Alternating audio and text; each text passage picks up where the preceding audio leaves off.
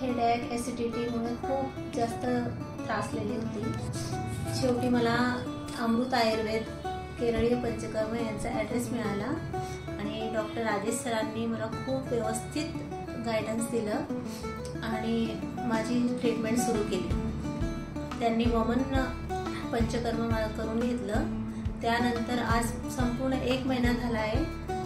एकही वेळा हेडेक नाही, ॲसिडिटी नाही, परत वजन पण कंट्रोलमध्ये आहे आणि खूप फ्रेश वाटतंय। मेमरीवर पण छान परिणाम झालेला आहे। मेमरी स्ट्रॉंग झालेली आहे आणि चेहऱ्यावरची सूज वगैरे खूप कमी झालेली आहे।